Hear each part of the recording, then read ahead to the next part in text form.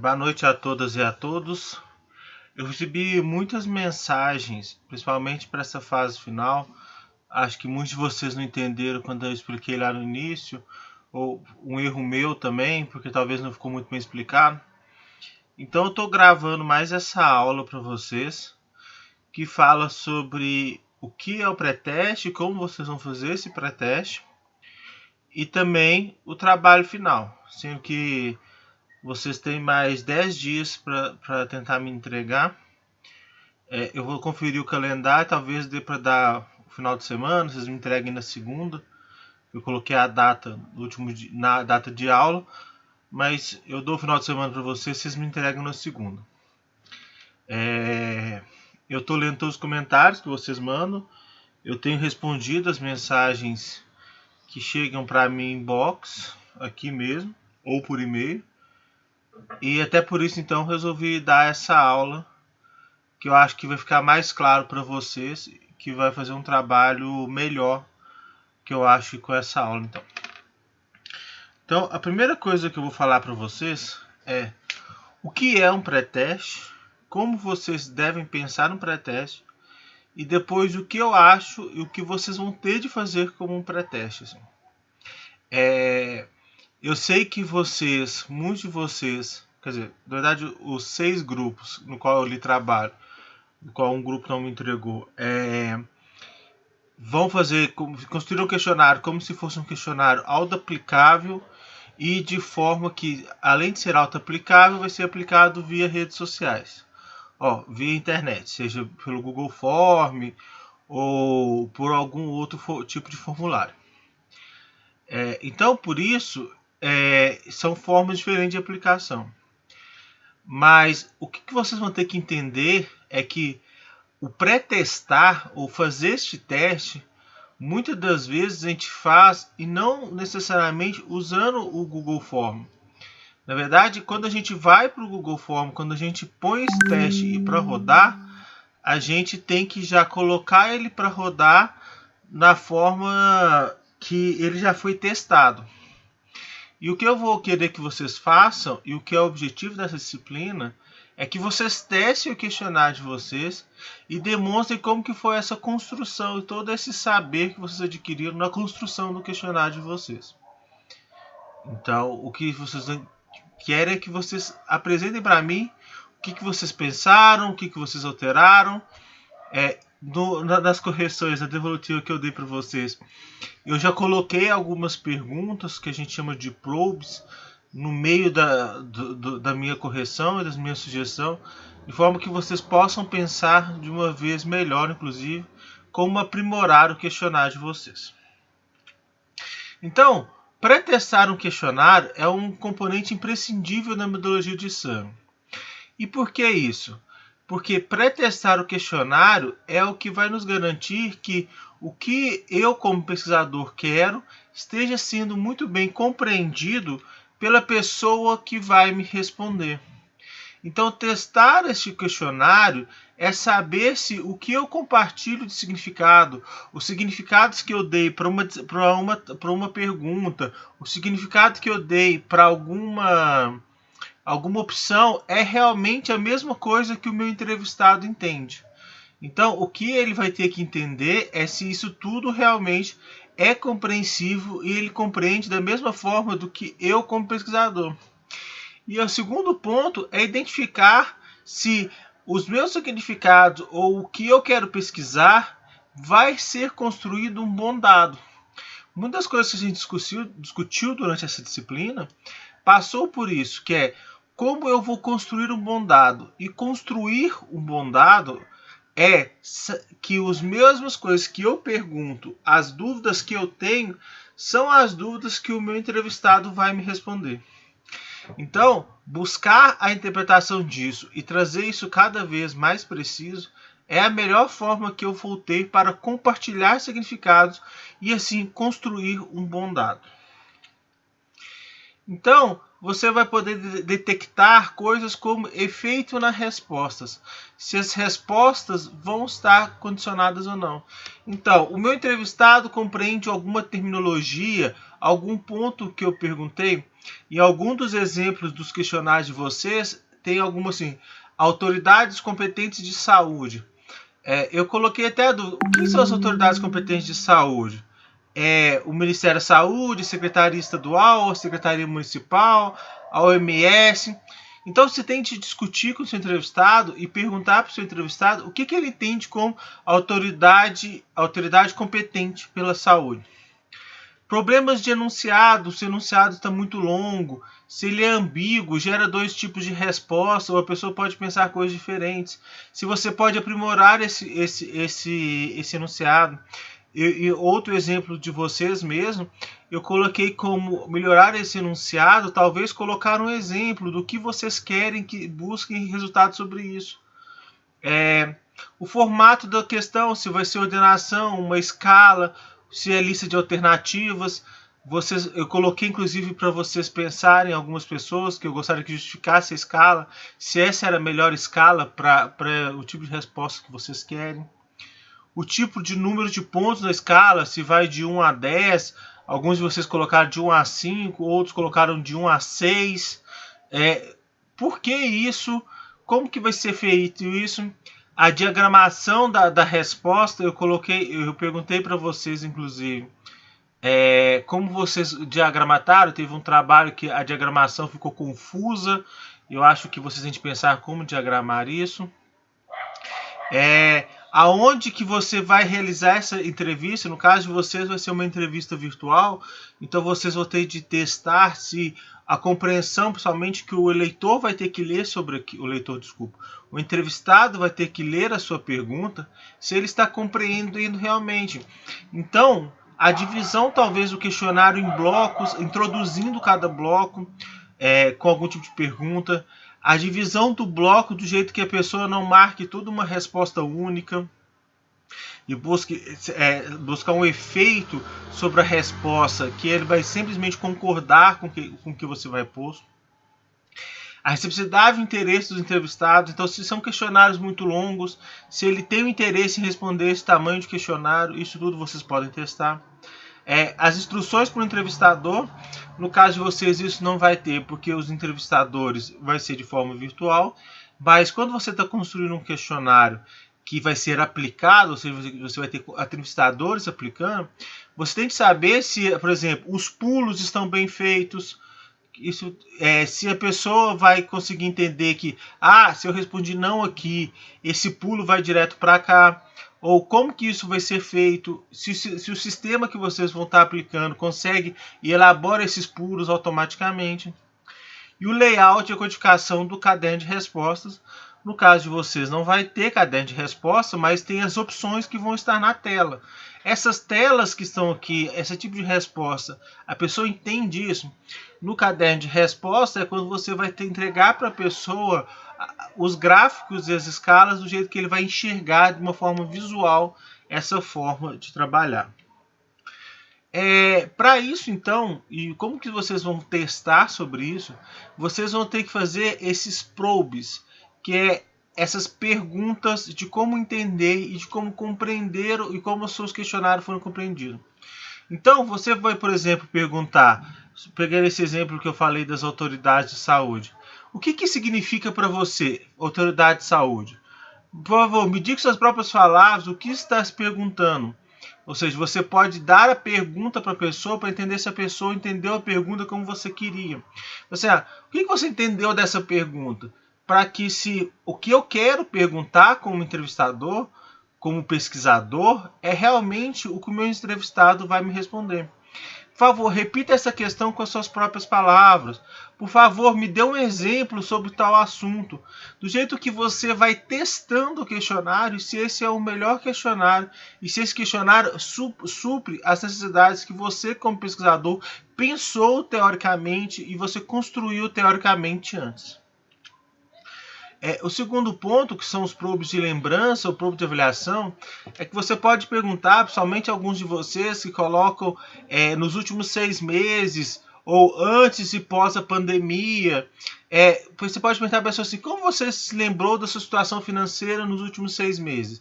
Como você lembrou da situação pré-pandemia? Você está pensando em um período de tempo específico? Como você calculou sua resposta, no caso vocês precisam de números? Você tentou contar ou fazer alguma estimativa? Essa questão foi fácil ou difícil de responder, principalmente essa coisa de tempo, como que vai calcular sobre isso. Você tem certeza, está seguro da sua resposta? Então você pode construir uma série de perguntas para cada tipo de pergunta e testando cada uma das perguntas, de forma que você vai ter um questionário cada vez mais redondo, cada vez mais bem aplicável, do jeito que, novamente, você vai construir um dado, você vai conseguir construir um dado de uma forma melhor. E os probes de edição de resposta, que é o que você sentiu ao responder esta pergunta. Se você vai sentir angústia, se você está confortável em responder esse tipo de pergunta. Você acha que essa questão causa algum tipo de constrangimento? Você acha que as pessoas podem achar essa questão muito pessoal ou não? Questões de renda, questão de opção sexual ou de sexo, que vocês colocaram opções diferentes no questionário de vocês, que se vocês acham que vocês vão ter que medir por opção sexual ou sobre sexo, que são categorias diferentes. Pergunta sobre raça, se vai entender isso ou não. E até pensando sobre raça, eu trago como exemplo para vocês algum tipo de probe ou como uma questão pode ser trabalhada. A pergunta seria sobre raça, segundo as categorias do IBGE, qual a sua raça? Aí você pode questionar ou tentar querer saber sobre categorias específicas, ou o que as pessoas entendem sobre categorias específicas. Nesse exemplo que eu trago para vocês, é o que as pessoas entendem sobre o que é ser pardo, o que significa a cor pardo. Então, eu como entrevistador perguntaria, o que você entende por pardo? Você poderia dar um exemplo de uma pessoa famosa no Brasil que seja pardo? Aí, esse aqui são exemplos de respostas reais de pessoas que responderam este tipo de probe. Mestiço seria, mestiço, exemplo, Fernando Henrique Cardoso. É de responder essa pardo que fica entre o branco e o negro. Uma mistura de branco com negro. Os jogadores de futebol, por exemplo, a gente vê que eles são pardos. Não são negros, mas também não são brancos, seriam pardos. Para mim é amarelo. Então, pardo para uma pessoa é amarelo. Caetano Veloso. Não sei se é pardo equivale ao que acho que é o mulato, mas me parece que pardo é mais branco do que o mulato.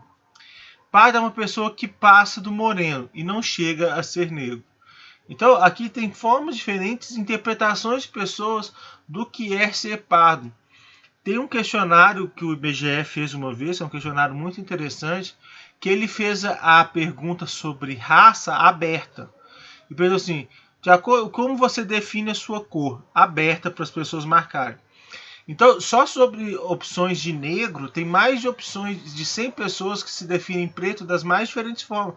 Tem gente que se definiu como azulão, preto escuro. Então, tipo assim, esse questionário do IBGE, ele mediu como as pessoas se denominam e como o preto ele foi muito mal trabalhado e como as pessoas pensam a cor preta, ou se você se sente preto.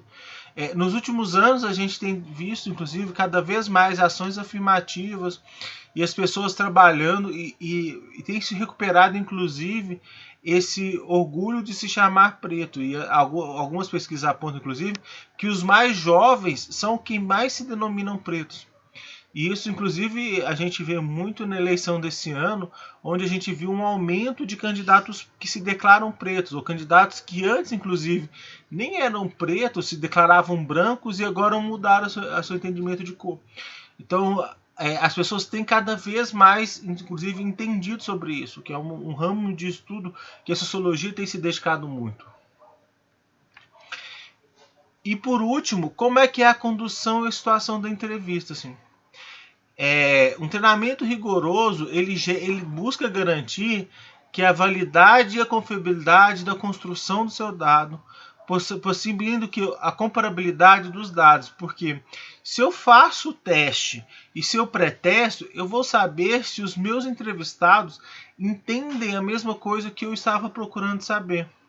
E vão tentar construir da forma mais precisa, porque a gente vai ter o mesmo compactuação de significados, ou pelo menos alguns significados que sejam mais próximos da sociedade. Ou o que eu, como pesquisador, e o que a sociedade que vai me responder, ou o coletivo que vai me responder, compartilham do mesmo grau de significância sobre algum termo. Então você tem um dado mais comparável. E o nosso trabalho como entrevistador, e principalmente nessa coisa de fazer o pré-teste, é não aceitar respostas confusas, ambíguas, incompletas, que não atendem os objetivos da questão. Conduzir a entrevista de uma maneira que produz dados claros e completos. Porque quanto mais eu tiver informação sobre aquela questão, melhor vai ficar o meu questionário ao final. Exemplo, você acha que a situação financeira vai melhorar ou continuar a mesma ou piorar no próximo ano? Espero que melhore. Esperar que melhore, você não é o que você acha. Você está fazendo uma projeção esperando que melhore. Então você, como entrevistador, vai ter que pensar assim, mas o que você acha? O que realmente você acha que como vai estar a sua situação financeira no próximo ano? Então, o que vocês têm de fazer e o que são pré-teste é testar todas as questões do seu questionário. Então, para isso, o que vai acontecer e o que vocês vão ter que fazer para este trabalho, eu acho que vai ficar estranho se eu gravar assim, eu vou gravar assim mesmo. Vou voltar só no início aqui. O que vocês vão ter que fazer para pré-testar o seu questionário e fazer cada vez mais para que seu questionário fique melhor, vocês vão ter de fazer, então, testar todas as questões. E por mais que algumas pessoas, inclusive, me perguntaram como que eu vou fazer se eu vou aplicar um questionário virtual, mas o pré-teste você vai ter de fazer presencial. Então, qual que é a atividade de vocês de pré-teste? Os grupos de vocês têm entre 6 e 7 pessoas. Eu quero que cada membro do seu grupo aplique uma vez o questionário, aplicando os probes, atuando os probes e querendo saber sobre as dificuldades de cada uma das pessoas. Com isso, você vai ter o seu questionário para cada grupo testado 6 ou 7 vezes, sabendo e construindo cada vez. Então, procure, sei lá, um pai ou algum amigo que você consiga entrevistar ou presencialmente ou de forma que você construa e consiga entrevistar a pessoa mesmo. Não vai dar para ser autoaplicável. A pessoa vai ter de ser perguntada sobre aquilo porque você tem uma atuação ativa na realização do pré-teste. Então, o que vocês vão construir, o que vocês vão me entregar como atividade do pré-teste é isso. Eu quero que vocês peguem a questão, apliquem os probes que você acham mais necessário para essa questão e me entreguem o que as pessoas foram respondendo. Se a pessoa respondeu, inclusive, se não tive dúvida nenhuma, eu entendi muito bem, você pode apresentar. Então você vai construir, vai pegar uma questão e vão ter pelo menos 6 ou 7 pessoas comentando dessa forma que eu fiz aqui, ó. Que eu apresento aqui, que é como as pessoas descreveram o acumulado. Então vocês vão ter que trabalhar isso e apresentar. Então por isso que a coisa do pré-teste, vocês vão ter de aplicar as questões. Porque vocês vão precisar testar, vocês vão precisar colocar o seu questionário e ver se os significados que vocês compartilham são os mesmos. Então busquem testar cada vez para que seu questionário tenha o melhor. Então, o segundo trabalho de vocês, que essa entrega do pré-teste e essa realização do pré-teste, vocês deverão me entregar em um documento a questão e o que vocês testaram. A questão 2 e o que vocês testaram. Para os 6 questionários dos 6 grupos que me entregaram. Entendido isso? Se não entenderam, a gente apresenta agora, depois vocês colocam essas respostas e eu tento responder por texto ou gravo outro vídeo se for necessário até o final da semana. Isso é o trabalho do pré-teste. Agora, já o trabalho final, que não é só apresentar a discussão de por que e o que as pessoas responderam. Eu quero que vocês me justifiquem o porquê vocês estão colocando esta questão.